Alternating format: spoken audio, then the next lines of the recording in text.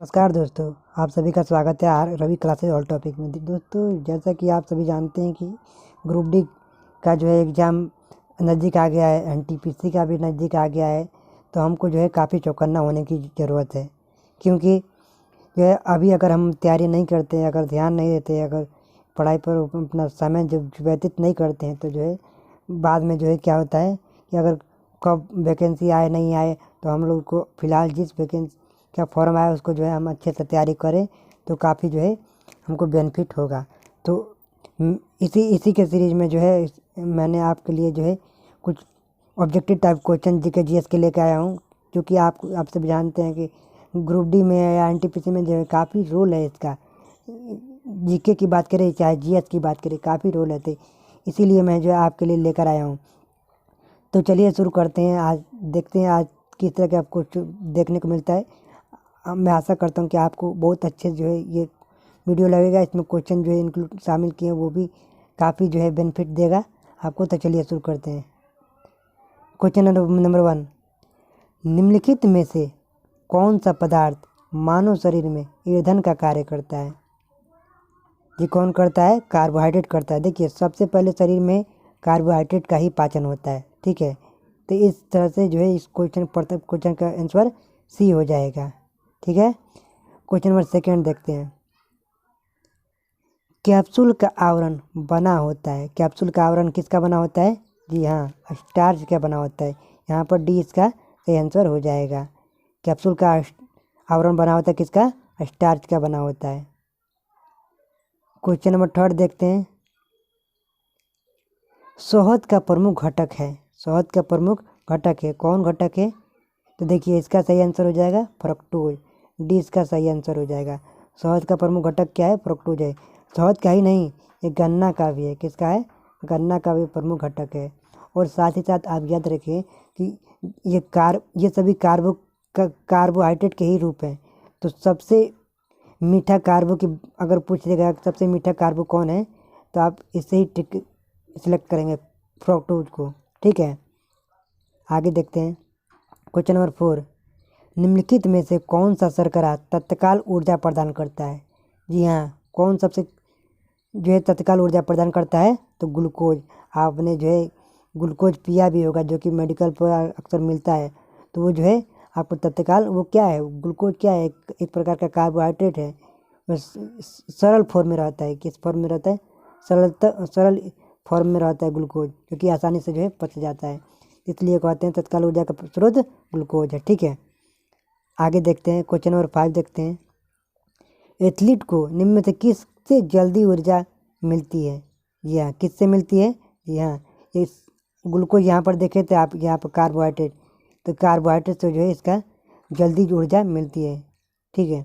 उसके बाद जो है वसा से मिलता है, उसके बाद प्रोटीन से मिलता है। और अगर आपसे एक और क्वेश्चन पूछ दे कि किस चीज़ से जो है ऊर्जा नहीं प्राप्त होती है, तो देखिए यहाँ पर बी हो जाएगा आंसर, विटामिन से कभी भी जो है ये ऊर्जा का प्राप्ति नहीं होती है। ये काफ़ी इम्पोर्टेंट क्वेश्चन हो जाता है, ठीक है। तो आप याद रखिएगा। क्वेश्चन नंबर 6 देख लेते हैं। प्रोटीन बनाने के लिए कितने एमिनो अम्ल की आवश्यकता होती है? यहाँ कितने एमिनो अम्ल की आवश्यकता होती है प्रोटीन बनाने के लिए? तो कितनी होती है? 20 की होती है। सी इसका सही आंसर हो जाएगा। हमारे बॉडी में कितने प्रकार के अमीनो एसिड हैं? 20 प्रकार के हैं। वैसे तो 10 जो है हमारे बॉडी खुद बना लेता है, लेकिन 10 अमीनो एसिड की जो है हम खाने के द्वारा जो है पूर्ति करते हैं अमीनो एसिड की, ठीक है।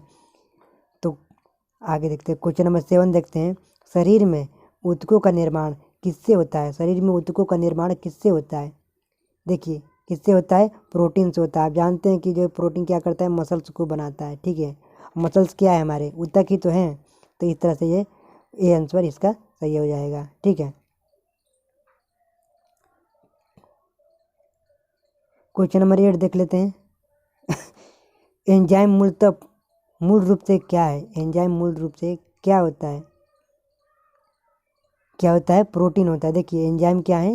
एंजाइम मूल रूप से प्रोटीन होते हैं, ठीक है।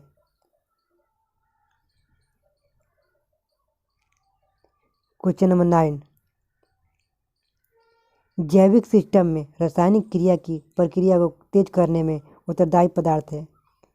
कौन जो है पदार्थ है जो जैविक सिस्टम में रासायनिक प्रक्रिया को बढ़ा देता है? कौन है? एंजाइम है।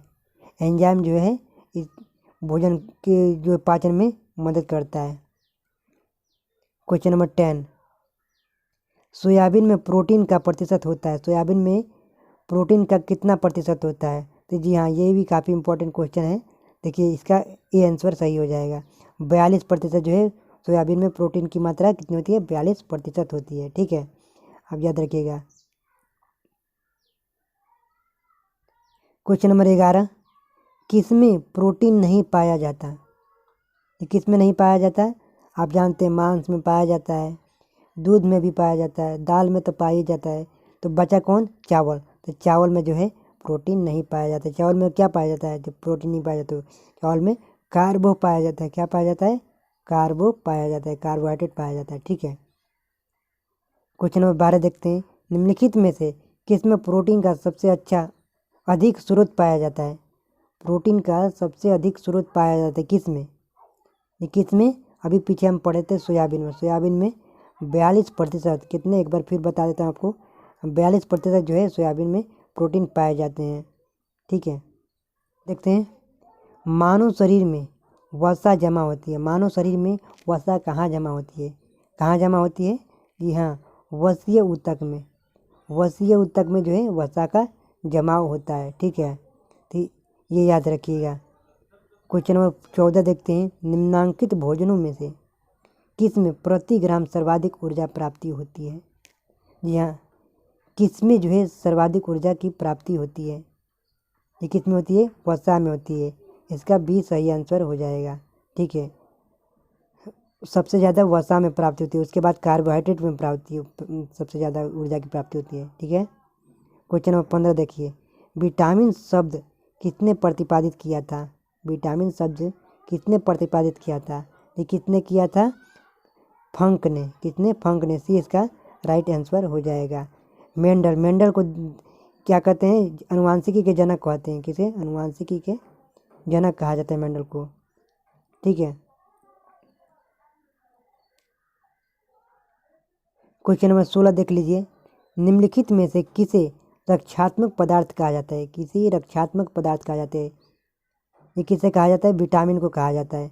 आप जानते हैं कि विटामिन की अगर विटामिन ए, बी, सी इनमें से कोई भी अगर विटामिन की कमी हो जाती है, जैसे ए ही ले लीजिए, विटामिन ए की कमी से क्या हो जाता है? रतौंधी हो जाता है। तो इस तरह से जो है ये इसका सही आंसर हो जाएगा। ठीक है, क्वेश्चन नंबर 17 देख लीजिए।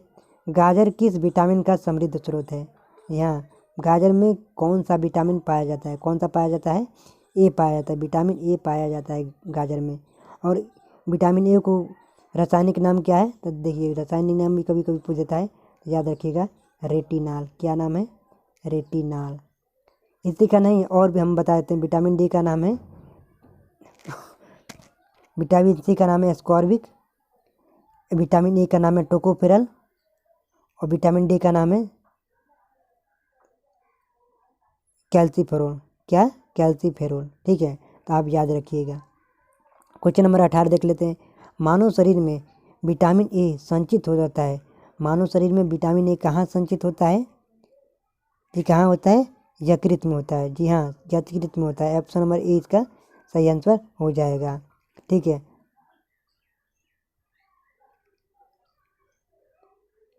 क्वेश्चन नंबर 19 देख लेते हैं। रतौंधी का मुख्य कारण किस विटामिन की कमी से होता है? देखिए पीछे हम बताए थे, तो विटामिन ए इसका सही आंसर हो जाएगा। विटामिन ए की कमी से जो है रतौंधी होती है। ठीक है, विटामिन सी की कमी से क्या होता है? ये भी जानते हैं हम लोग, साथ साथ चले। तो विटामिन सी की कमी से अस्कर्वी होता है। क्या होता है? अस्कर्वी। अस्कर्वी होता है। ठीक है, और इससे अस्कर्वी से क्या होता है? मसूड़ों में सूजन होता है, साथ ही साथ मसूड़ों से खून आने लगता है। ठीक है, अब विटामिन डी की कमी से जो है हमारे हड्डियाँ जो है क्या होता है? हड्डियाँ कमज़ोर होने लगती हैं। ठीक है, तो ये याद रखिएगा। क्वेश्चन नंबर 20 देखते हैं। थायमीन है किस, यानी थायमीन किस विटामिन को कहते हैं? ये किस विटामिन को कहते हैं? विटामिन B1 को कहते हैं। इसका डी आंसर हो जाएगा। विटामिन B1 को थायमिन कहते हैं। ठीक है। क्वेश्चन नंबर 21, जिस विटामिन में कोबाल्ट होता है वो है, यानी कि पूछ रहा है कि किस विटामिन में कोबाल्ट पाया जाता है। ये किस विटामिन में पाया जाता है, तो विटामिन B12 में पाया जाता है। इसका डी आंसर हो जाएगा। विटामिन B12 में जो है कोबाल्ट पाया जाता है। ठीक है। क्वेश्चन नंबर 22 देख लेते हैं। विटामिन सी का सबसे उत्तम स्रोत है। विटामिन सी का सबसे उत्तम स्रोत क्या है? क्या सेब है, आम है, आंवला है या दूध है? बताइए। ये क्या है? आंवला है। आंवला जो है विटामिन सी का सबसे उत्तम स्रोत है। इसका सी आंसर हो जाएगा। ठीक है। और दूध की बात करें तो दूध में लैक्टिक अम्ल होता है। क्या होता है? लैक्टिक अम्ल होता है। ठीक है। क्वेश्चन नंबर 30 देख लेते हैं। विटामिन सी का रासायनिक नाम क्या है? शायद मैंने पीछे बताया भी है, यहाँ पर भी आप देख लीजिए। विटामिन सी का रासायनिक नाम क्या है? एस्कॉर्बिक अम्ल है। यहाँ पर बी इसका राइट आंसर हो जाएगा। विटामिन सी का रासायनिक नाम एस्कॉर्बिक अम्ल है। ठीक है। क्वेश्चन नंबर 24 देख लीजिए। क्वेश्चन नंबर 24, दांतों से खून का गिरना किस विटामिन की कमी के कारण? देखिए मैंने पीछे भी बता चुका है और यहाँ पर भी आपको बताया था। तो विटामिन सी के कारण जो है दांतों के खून का गिरना विटामिन सी की कमी से कारण होता है। इसका यहाँ पर सी आंसर हो जाएगा। खून ही नहीं गिरता, साथ ही जो है मसूड़े जो है कमज़ोर पड़ जाते हैं। ठीक है। सूजन आ जाता है दांतों में। तो इस तरह के जो है विटामिन सी की साइड इफेक्ट देखने को मिलते हैं। क्वेश्चन नंबर 25 देख लेते हैं। मछलियों के यकृत के तेल में किसकी प्रचुरता होती है? मछलियों के यकृत के तेल में किसकी प्रचुरता होती है? किस विटामिन की प्रचुरता होती है? जी हाँ, विटामिन डी की प्रचुरता होती है। किसकी? विटामिन डी की प्रचुरता होती है मछली के यकृत के तेल में। ठीक है। और विटामिन ए किस में पाया जाता है? यकृत में पाया जाता है। हमारे मनुष्य के यकृत में विटामिन ए संचय रहता है। क्वेश्चन नंबर 26 देख लेते हैं। विटामिन ई का रासायनिक नाम क्या है? जी, विटामिन ई का रासायनिक नाम क्या है? पीछे बताया था। ये क्या है? टोकोफेरोल है। क्या है? टोकोफेरोल। विटामिन ई का रासायनिक नाम टोकोफेरोल है। रेटिनॉल किसका है? तो विटामिन ए का नाम रेटिनॉल है। ठीक है। बात करते हैं 27, क्वेश्चन नंबर 27। मानव शरीर में रक्त का थक्का किस विटामिन से जमता है? मानव शरीर में रक्त का थक्का किस विटामिन से जमता है? किससे जमता है? विटामिन के से जमता है। ये इसका सही आंसर हो जाएगा। विटामिन ए के की सहायता से रक्त का थक्का जमता है। क्वेश्चन नंबर 28 देख लेते हैं। दांतों में निम्न में से क्या होता है? दांतों में क्या होता है? ये दांतों में क्या होता है? कैल्शियम तो होता है। ये कैल्शियम होता है, साथ ही साथ फास्फोरस भी होता है। इसमें ऑप्शन में नहीं दिया तो कोई बात नहीं, आप जान लीजिए फास्फोरस भी होता है। ठीक है, तो याद रखिएगा। क्वेश्चन नंबर 29 देखते हैं। हृदय की धड़कन को नियंत्रित करने के लिए इनमें से कौन सा खनिज आवश्यक है? यहाँ हृदय की धड़कन को नियंत्रित करने के लिए कौन सा खनिज जो है आवश्यक है? ये कौन है? सोडियम है। सोडियम जो है इसका ये आंसर सही हो जाएगा। सोडियम जो है हमारे शरीर के हृदय की धड़कन को नियंत्रित करने में सहायक होता है। सागरीय खरपतवार किसका महत्वपूर्ण स्रोत है? सागरीय खरपात जो है किसका महत्वपूर्ण स्रोत होते हैं? किसका होते हैं? आयोडीन का होता है। डी यहाँ पर सही आंसर हो जाएगा। आयोडीन जो है, और आप जानते हैं कि आयोडीन कमी से क्या होता है? घेंघा रोग होता है। घेंघा रोग होता है। ठीक है। क्वेश्चन नंबर 31 देख लीजिए। मानव शरीर में औसतन ऑक्सीजन का तत्व कितना प्रतिशत होता है? हमारे शरीर में जो है ऑक्सीजन तत्व कितना प्रतिशत होता है? ये कितना प्रतिशत होता है? 50% जो है ऑक्सीजन होता है हमारे शरीर में। ठीक है। क्वेश्चन नंबर 32 देख लीजिए। पालक के पत्तों में किसकी मात्रा सबसे अधिक होती है? जी हाँ, पालक के पत्तों में किसकी मात्रा सर्वाधिक होती है? ये किसकी मात्रा सर्वाधिक होती है? जी हाँ, आयरन की। यहाँ पर बी आंसर हो जाएगा। आयरन की मात्रा जो है पालक में, इसीलिए डॉक्टर जो है पालक खाने की सलाह देता है। पालक क्या है? हरी सब्जी है। इसमें जो है हरी सब्जी में जो है आयरन पाया जाता है, तो याद रखिएगा। क्वेश्चन नंबर 33 देख लीजिए, किसमें भरपूर लौह तत्व पाया जाता है? किसमें भरपूर लौह तत्व पाया जाता है? जी आप अभी आपने पीछे देखा था, तो जी हाँ, इसका सही आंसर हो जाएगा हरी सब्जियाँ। हरी सब्जियों में जो है भरपूर लौह तत्व पाई जाती हैं, सी इसका सही आंसर हो जाएगा। ठीक है, अंडे में आप जानते हैं प्रोटीन पाया जाता है। ठीक है, क्वेश्चन नंबर 34 देख लीजिए, निम्नलिखित की कमी से एनीमिया रोग होता है, यानी कि निम्नलिखित में से किसकी कमी से जो है एनीमिया रोग होता है? किसकी कमी से होता है? जी हाँ, लोह की कमी से होता है, लोहा की कमी से। आप जानते हैं कि लोहा किस में पाया जाता है? खून में पाया जाता है, और खून की कमी हो जाए तो क्या होता है? एनीमिया रोग हो जाता है। ठीक है, तो इस तरह से सी का आंसर हो जाएगा। क्वेश्चन नंबर 35 देख लीजिए, टाइफाइड से शरीर का कौन सा अंग प्रभावित होता है? यहाँ टाइफाइड से शरीर का कौन सा अंग प्रभावित होता है? यहाँ कौन सा? आंत। आंत प्रभावित होता है टाइफाइड से, इसका सी आंसर सही हो जाएगा। ठीक है, आंत जो है प्रभावित होता है टाइफाइड से। क्वेश्चन नंबर 36 देख लीजिए, पेचिश रोग के लिए उत्तरदायी प्रोटोजोआ है। पेचिश के लिए उत्तरदायी प्रोटोजोआ कौन है? जी कौन है? एंट अमीबा। ये इसका सही आंसर हो जाएगा। ठीक है, एंट अमीबा पेचिश रोग के लिए उत्तरदायी प्रोटोजोआ है। क्वेश्चन नंबर 37 देख लीजिए, हैजा का क्या कारण है? हैजा का क्या कारण है? जीवाणु कारण है, विषाणु कारण है, फफूंदी कारण है, या शैवाल कारण है? जी हैजा किससे होता है? जीवाणु से होता है। किससे होता है? जीवाणु से। ये इसका आंसर हो जाएगा। ठीक है, क्वेश्चन नंबर 38 देख लीजिए, निम्नलिखित में से किसकी जांच के लिए इलिसा टेस्ट किया जाता है? जी हाँ, इलिसा टेस्ट किसकी जांच के लिए किया जाता है? तो किसकी जांच के लिए किया जाता है? एड्स की जांच के लिए किया जाता है। एड्स के लिए डी इसका सही आंसर हो जाएगा। डी इसका सही आंसर हो जाएगा। इलिसा टेस्ट किया जाता है एड्स की जांच के लिए। ठीक है, क्वेश्चन नंबर 39 देख लीजिए, एवियन इन्फ्लुएंजा यानी इसे बर्ड फ्लू भी कहते हैं, विषाणु को निम्नलिखित में से निरूपित किया जाता है, यानी कि एवियन इन्फ्लुएंजा को किसके द्वारा जो है इसको निरूपित किया जाता है? तो देखिए इसका सही आंसर हो जाएगा H5N1। H5N1 के द्वारा जो है एवियन इन्फ्लुएंजा यानी कि जिसे बर्ड फ्लू भी कहते हैं निरूपित किया जाता है। इसका डी आंसर हो जाएगा। ठीक है,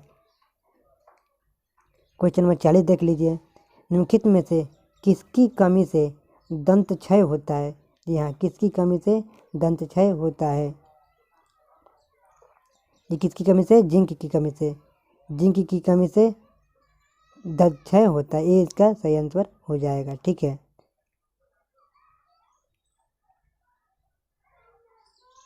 क्वेश्चन नंबर 41 देख लीजिए, गुर्दा पथरी का पता लगाने के लिए किस प्रतिबिंब यंत्र को प्रयोग में लाया जाता है? यहाँ गुर्दा पथरी का पता लगाने के लिए किस प्रतिबिंब यंत्र का प्रयोग किया जाता है? किसका? अल्ट्रासाउंड का। किसका? अल्ट्रासाउंड का। सी इसका सही आंसर हो जाएगा। ठीक है, क्वेश्चन नंबर 42 देख लीजिए, निम्नलिखित में से किस भारी धातु की विषाक्तता यकृत सिरोसिस पैदा करती है? किससे जो है यकृत सिरोसिस पैदा होता है? इसके कारण कापर के कारण जो है यकृत सिरोसिस होता है। ठीक है, क्वेश्चन नंबर 43 देख लीजिए, मानव शरीर में रक्त की अपर्याप्त आपूर्ति को क्या कहते हैं? मानव शरीर में रक्त की अपर्याप्त आपूर्ति को क्या कहते हैं?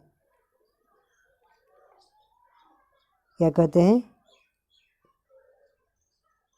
हीमोस्टेटिस। क्या कहते हैं? हीमोस्टेटिस। सी इसका सही आंसर हो जाएगा।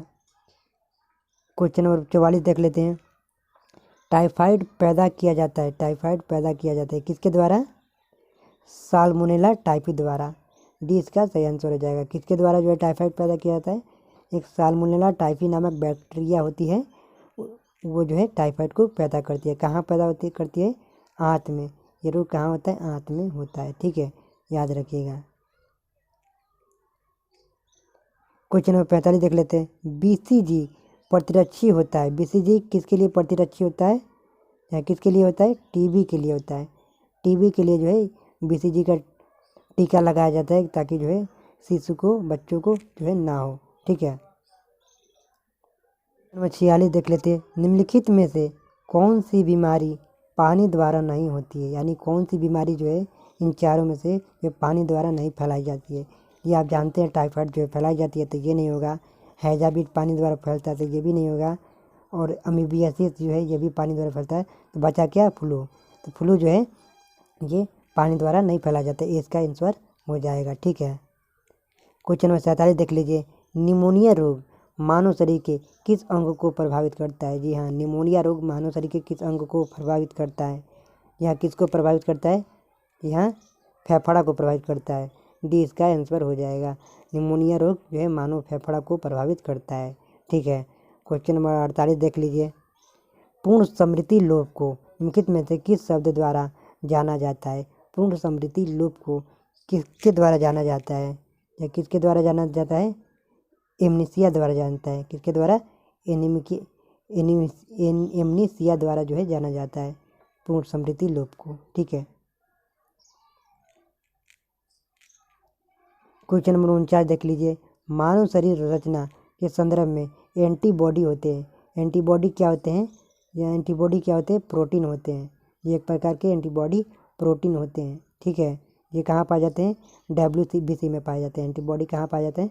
WBC में पाए जाते हैं। ठीक है, क्वेश्चन नंबर 50 देख लीजिए। पीलिया किसके संक्रमण के कारण होता है? पीलिया तो किसके संक्रमण के कारण होता है, या किसके कारण होता है? ये यकृत के संक्रमण के कारण होता है। पीलिया यकृत के संक्रमण के कारण होता है। बी इसका सही आंसर हो जाएगा। ठीक है, क्वेश्चन नंबर 51 देख लीजिए। अरक्तता में निम्नलिखित में से किसकी मात्रा कम हो जाती है? अरक्तता में किसकी मात्रा कम हो जाती है? यहाँ किसकी मात्रा कम हो जाती है? यहाँ हीमोग्लोबिन की मात्रा जो है कम हो जाती है। इसका आंसर हो जाएगा। हीमोग्लोबिन की मात्रा कम हो जाने से जो है अरक्तता रोग उत्पन्न हो जाती है। ठीक है, क्वेश्चन नंबर 52 देख लीजिए। चेचक यानी स्मॉल पॉक्स होने का कारण क्या है? स्मॉल पॉक्स यानी चेचक होने का कारण क्या है? कौन है? Variola virus. वेरियोला वायरस से जो है चेचक यानी स्मॉल पॉक्स होता है। ठीक है, तो बी इसका सही आंसर हो जाएगा। क्वेश्चन नंबर 53 देख लीजिए। गाय के दूध का रंग किसकी मौजूदगी के कारण पीला होता है? जी हाँ, किसकी मौजूदगी के कारण जो है पीला होता है? या किसके मौजूदगी के कारण? कैरोटीन की मौजूदगी के कारण जो है गाय का रंग पीला होता है। डी इसका आंसर हो जाएगा। ठीक है, डी इसका आंसर हो जाएगा। Question number 54। निम्नलिखित में से कौन सा रोग प्रायः वायु के माध्यम से फैलता है? कौन सा रोग जो है वायु के माध्यम से फैलता है? यहाँ टाइफाइड तो पानी की वजह से फैलता है। हैजा भी पानी से फैलता है। ट्यूबरकुलोसिस जो है ये भी नहीं होगा। तो ए इसका आंसर हो जाएगा। ए प्लेग, इसका सही आंसर हो जाएगा। प्लेग जो है वायु के माध्यम से फैलता है। ठीक है, आपने सुना होगा अपने भारत में काफ़ी पहले जो है प्लेग जो है काफ़ी लोग जो है मरे हुए थे। तो किससे फैलता था? एक दूसरे के संपर्क में आने से फैलता था। ठीक है, क्वेश्चन नंबर 55 देख लीजिए। इनमें से वसा में कौन विलेय नहीं है? इनमें से कौन जो है विटामिन वसा में विलेय नहीं है? तो वसा में विलेय विटामिन कौन नहीं है? विटामिन बी नहीं है। बी जो है पानी में घुलता है, पानी में घुलनशील है। विटामिन बी पानी में घुलनशील है। अब बाकी जो है ए, ई और के ये कहाँ घुलनशील है? वसा में घुलनशील है। ठीक है, ये काफ़ी इंपॉर्टेंट क्वेश्चन है, इसको जो है मार्क करिएगा, अच्छे से याद रखिएगा। क्वेश्चन नंबर 56 देख लीजिए। कैंसर के उपचार के लिए प्रयुक्त रेडियो आइसोटोप है? कैंसर के उपचार के लिए प्रयुक्त रेडियो आइसोटोप है। कौन है आइसोटोप जो है कैंसर उपचार के लिए काम आता है? तो जो है कौन है? यहाँ कौन है? कोबाल्ट 60 है। कोबाल्ट 60 जो है इसका आंसर जो है सी हो जाएगा। कोबाल्ट 60 से जो है ये क्या है? रेडियो आइसोटोप है। इससे जो है कैंसर उपचार किया जाता है। Question number 57। ECG है, यानी ECG का यहाँ फुल फॉर्म पूछ रहा है। जी हाँ, बताइए क्या होगा? तो ECG का फुल फॉर्म क्या होगा? इलेक्ट्रोकार्डियोग्राफ। यहाँ पर डी इसका आंसर हो जाएगा। ठीक है, ECG। क्वेश्चन नंबर 58 देख लीजिए, निम्नलिखित में से कौन सा रोग रक्तदान द्वारा नहीं फैलता है, यानी कि रक्त द्वारा नहीं फैलता है, कौन सा रोग। तो देखिए मैं बता देता हूँ आपको, HIV रक्त से फैलता है, हेपेटाइटिस भी फैलता है, मलेरिया भी फैलता है। तो बचा क्या, टाइफाइड। टाइफाइड आप जानते हैं कि पानी से फैलता है, किसके द्वारा फैलता है, पानी से फैलता है। तो 20 का आंसर हो जाएगा, ठीक है, 20 का आंसर हो जाएगा। क्वेश्चन नंबर 59, पित्त ज्वर संचारित किया जाता है, पित्त ज्वर किसके द्वारा संचारित किया जाता है, किसके द्वारा, एनाफिलिस द्वारा, एनाफिलिस द्वारा पित्त ज्वर संचारित किया। 20 का आंसर हो जाएगा। क्वेश्चन नंबर 60, मानव शरीर में संक्रमण को रोकने में मदद करने वाला विटामिन है, मानव शरीर में संक्रमण को रोकने में मदद करने वाला विटामिन है, कौन जो है विटामिन संक्रमण को रोकता है, या विटामिन सी। विटामिन सी जो है संक्रमण को रोकता है, सी इसका आंसर हो जाएगा। क्वेश्चन नंबर देख लेते हैं 61, छिली हुई सब्जियों को धोने से कौन सा विटामिन जो है नष्ट हो जाता है, छिली हुई सब्जियों को धोने से कौन सा विटामिन जो है नष्ट हो जाता है। तो कौन सा विटामिन नष्ट हो जाता है, विटामिन ए। विटामिन ए जो है नष्ट हो जाता है, इसका आंसर होगा। छिली हुई सब्जियों को धोने से विटामिन ए नष्ट हो जाता है। क्वेश्चन नंबर 62, विटामिन B6 की कमी से पुरुष में क्या होता है, विटामिन B6 की कमी से पुरुष में क्या होता है, क्या होता है, यहाँ अरक्तता होता है, क्या होता है, अरक्तता हो जाएगी। यहाँ पर डी जो है इसका सही आंसर हो जाएगा, क्योंकि रिकेट जो है डी की कमी से होता है, बेरी जो है बी की कमी से होता है, और अस्कर भी सी की कमी से होता है। यहाँ पर डी आंसर इसका हो जाएगा, ठीक है, याद रखिए। क्वेश्चन नंबर 63 देख लेते हैं, जिस बीमारी में रक्त में शर्करा का स्तर बढ़ जाता है उसका नाम क्या है, जिस बीमारी में रक्त में शर्करा का स्तर बढ़ जाता है उसका नाम क्या है, ये क्या है, डायबिटीज मेलिटस है, डायबिटीज मेलिटस, ये इसका आंसर हो जाएगा, ठीक है। क्वेश्चन नंबर 64 देख लीजिए, मीना माता रोग का कारण क्या है, मीना माता रोग का कारण क्या है, ये क्या है, ये मीना माता रोग का कारण क्या है, पारा है, ये इसका आंसर हो जाएगा। मीना माता रोग का कारण पारा है ये, ठीक है। क्वेश्चन नंबर 65 देख लीजिए, निम्नलिखित अनुवांशिक रोगों में से कौन यौन संबंधी रोग है, निम्नलिखित अनुवांशिक रोगों में से कौन यौन संबंधी रोग है, ये कौन है जी, टी सेक व्याधि से, सेक व्याधि से, इसका आंसर हो जाएगा, ठीक है। क्वेश्चन नंबर 66 देख लीजिए, ईईजी से जिस अंग की कार्य प्रणाली प्रकट होती है वह है, ईईजी से जिस अंग की कार्य प्रणाली प्रकट होती है वह है, क्या है वो, यहाँ क्या है, हृदय है, इसका ए आंसर हो जाएगा, ठीक है। क्वेश्चन नंबर 67 देख लीजिए, किस तत्व की कमी के कारण, किस तत्व की कमी के कारण घेंघा रोग होता है, जी हाँ, किस तत्व की कमी के कारण घेंघा रोग होता है, जी हाँ, किसके कारण, आयोडीन के कारण, आयोडीन के कारण जो है घेंघा रोग होता है, इसी यहाँ पर आंसर हो जाएगा, ठीक है।